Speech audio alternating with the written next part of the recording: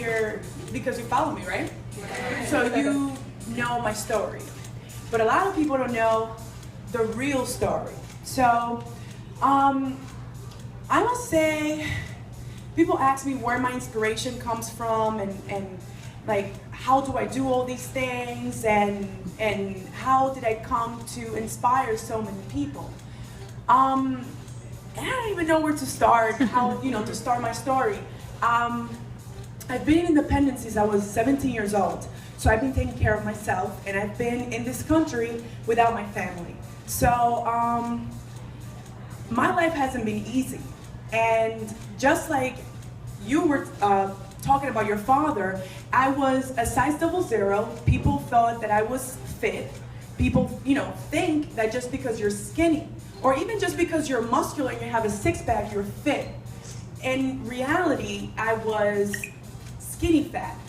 I was the girl who would sit around with a whole cheesecake just to, eating it because I'm skinny.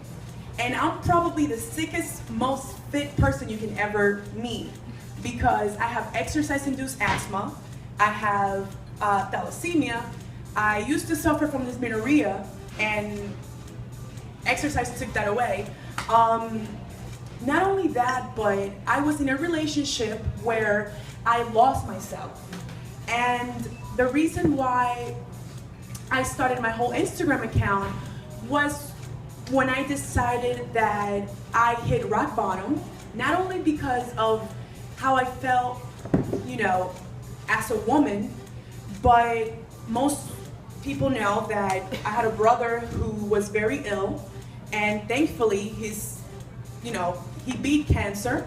And I was here, a 17-year-old going to college full-time, taking care of my brother, taking care of my mom at 17. So I'm 25 years old, but I've gone through things that most adults don't go through. So I've known what it is to eat cup of noodle soups because I have to take care of my tuition, working retail full-time and going to school full-time. I think I was earning about 30-something grand a year. Like when I'm telling you, my first job was at Fridays. I was a hostess. And in everything I've done, I've always said, I have to be the best, and I have to give it my all. So, to just, cut the story short, my family, I only had my father here, and he decided when my brother got sick that he was gonna move back to the yard. And I said, no, there's no way I'm gonna go back to a third world country when I'm already here and an 8th straight student, I already graduated high school, why would I go back? So that's why I decided to stay here and move forward. Till today, I haven't asked my parents for anything, literally. So going back, I've known what it is to live in a tiny little room with nothing but cup of noodle soups, because earning 30-something grand a year, starting literally from the bottom in retail, I used to do accessories for Aldo, and I move up to the biggest, like the top position for visual merchandising. So 30 grand single woman, that's not enough. I don't think in New York City, that is not enough. And for the government, that is enough for you to pay for school. So I paid for my school, literally haven't asked for anything. So going back to my relationship, I was in a very destructive relationship where the person who I was with made me feel inferior. So I cater to women, and I cater to, I'm very independent. And I reevaluated myself. I was in a hole with my brother being sick, with a relationship. I don't know how many of you, and I know there's a lot of women out there who are in relationships where they lose themselves. You stop talking to friends because everything you do is with that loved one, and you don't know anything else. I was that girl. And when my relationship ended, I just said, I can't do this anymore. I was done with the relationship. I'm losing myself. My friends were telling me What are you doing with your life? Drinking, smoking, partying, clubbing, wasting my money, not saving anything, sick. So I evaluated myself and I said, what are the things that I need to change?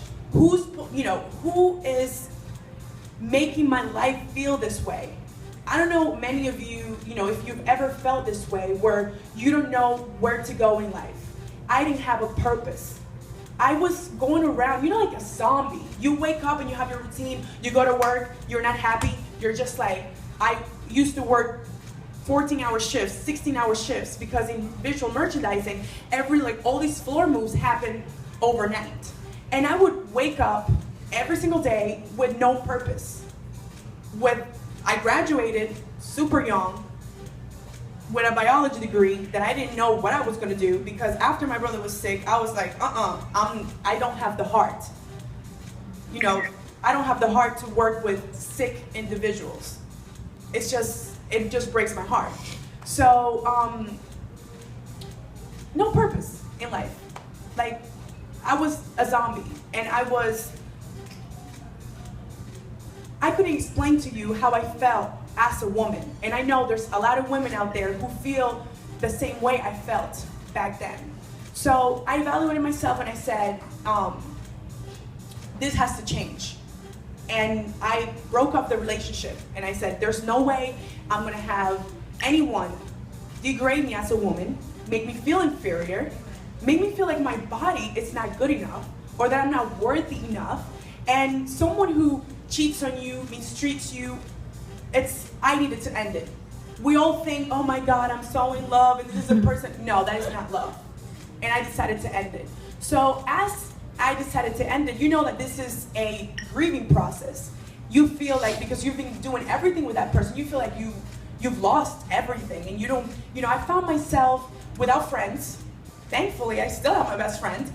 Without friends, without a social life, I found myself, what am I gonna do with myself?